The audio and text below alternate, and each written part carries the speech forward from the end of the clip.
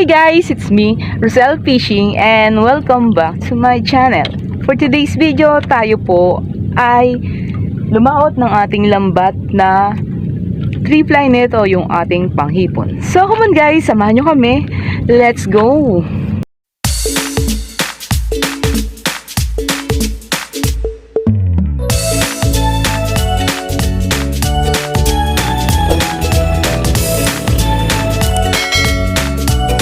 So ayan mga idol, katatapos lang magbagsak ng lambat. Ayan, alikabok pa, malupa pa yung ating bangka dahil hindi pa tayo nakapaglinis at matagal na stock yung lambat natin na panghipon na yan dahil na busy tayo sa paglaot ng palaksay. So ito naman yung ating ikinarga ngayon at inilaot gawa ng wala kaming masalat na taksay. Ayan, sana itong area natin dito ay palarin.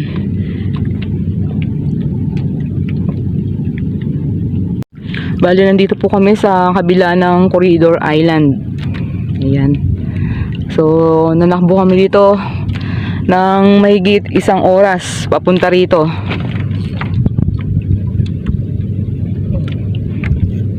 So, yan po yung kapaligiran natin.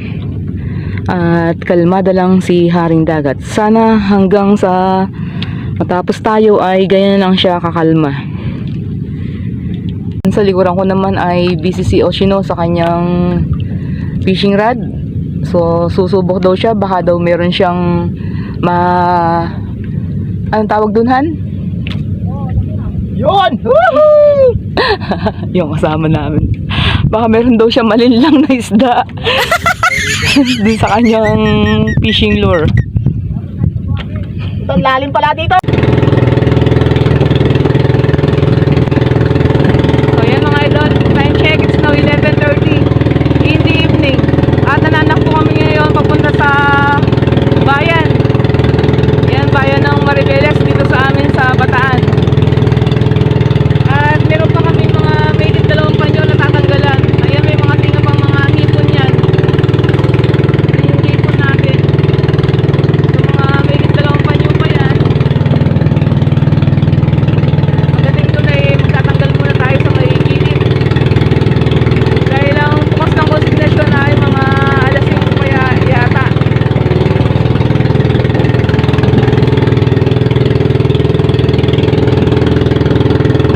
Bali, susunod namin yung makonvoy namin bangka. Ayan, si Paring Barik. Nauuna sa amin.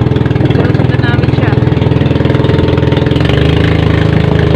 So yung maraming ilaw na yan yung GN Power, yung pabayan.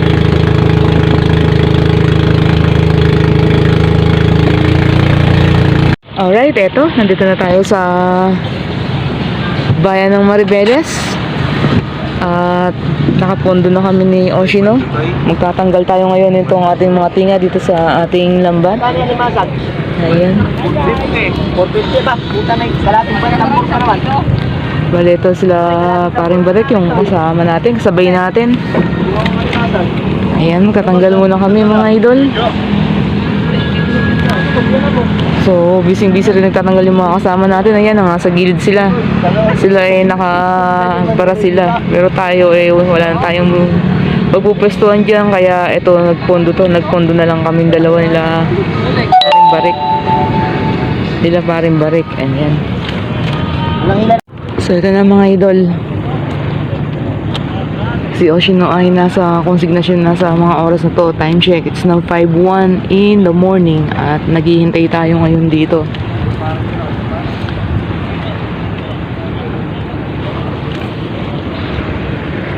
Alright mga idol, yung itsura nung pinuntahan namin dito, yan, ang daming basnig dyan sa may bandang laot natin.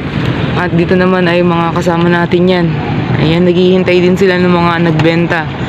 At si Oshino, ayan, parating na.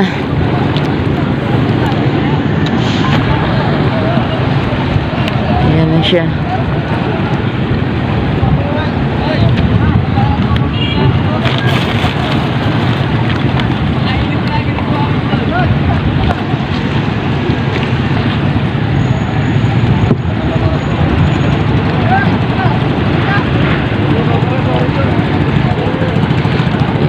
nagsipagbentahan yung mga yan. Mga palapit sa mga kanya-kanyang bangka nila. Ayan si Ocean na.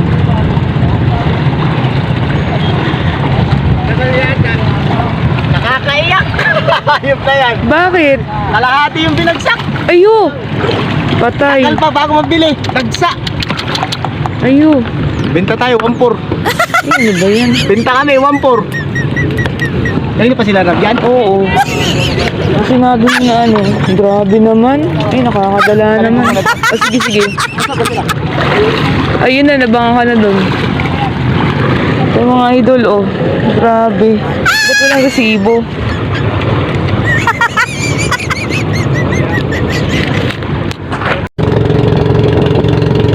Ito po mga idol yung pinila natin sa araw na ito. Bale, ayun yung karya namin kagabi. So, natapat tayo sa Dagsa. Yung nagdala sa konsignasyon. Halos hindi daw mabili yung mga kalakal ng mga kasama natin na isda doon sa konsignasyon. Mahirapan daw. So, first time ni Oshino yan. First time namin parehas na magdala at tumayo sa ganitong pamalahayan. Ayan, so masasabi kong sulit pa rin kasi kung nasa bahay lang tayo, wala tayong kikitain na ganito, hindi tayo kikita. Kaya sabi ko nga, talagang sipag-atyaga lang talaga. Lalo na dito sa larangan ng ating hanap buhay, yung ating buhay pangingisda. Ayan, kung tatambay lang tayo sa bahay, hindi tayo magkakaroon ng ganitong income. So thanks God pa rin sa biyayang ito at sa paggabay niya sa atin. So halos wala pa tayong tulog. Dahil hindi po talaga ako nakatulog. Yung pwesto namin ay maliit lang. Ayan, dahil may lambat. So nung nakarya naman yung lambat hindi rin ako gano'ng nakatulog kagabi. Kaya pabawi tayo ng tulog nito pagtapos natin ay yung lambat na yan kasi ayusin pa natin yan pagdating dun sa barahan. Hindi pa dito matatapos yung gawain natin. Pagdating natin ng barahan, ayusin natin yung mga lambat na yan doon. Para dire-diretso laot ulit. Kailangan talaga natin magsipag, lalo yan na sasalubong tayo sa taong 2026. Dahil kung saan natin yung pamalakayan natin yung pangisda, yung pangkasay natin ay wala talagang mahuli. Kaya kailangan talaga natin i-checkain, doble natin yung ating sipag. At maganda naman yung panahon. So, ganyan lang. Ganyan lang yung panahon natin. Gabi, nagkabagat man. Bigla nagsalatan. So, daming hangin kagabi. So, ngayon naman ay mamihan baluhan. Mamihan naman ngayon. Ngayon pa uwi tayo. Ayan yung corridor na pinta natin sa hapon. Kalikuran yan. Sa kabila pala yan. Doon tayo na karya. Ayan, pabalik na ulit tayo. So, medyo malayo lang talaga. Talagang hindi biro yung konsumo gagamitin natin dito. Pati yung gasolina ang ginagamit natin. Dahil napakalayo na takbuhin.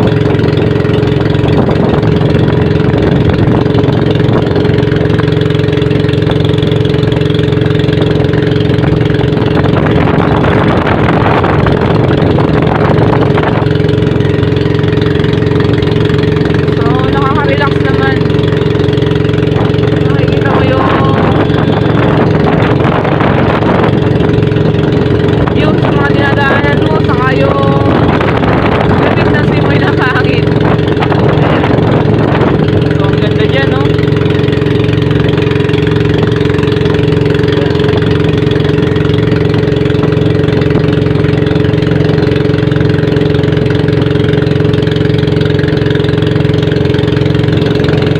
So ayan mga idol, nandito na tayo ngayon sa bahay at natapos na natin yung ating pagkakarga ng lambat doon sa bangka.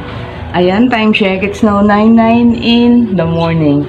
At kung bago ka po sa aming munting channel at gusto mo mga fishing content na aming ina-upload, maaari lamang pong pakipindot ang subscribe button sa ibaba nitong aming video at huwag kalimutang i-click ang notification bell para ma-update ka sa mga bagong videos na amin ina-upload. So, bye for now. Thanks for watching and see you to our next video. Thank you. Bye-bye.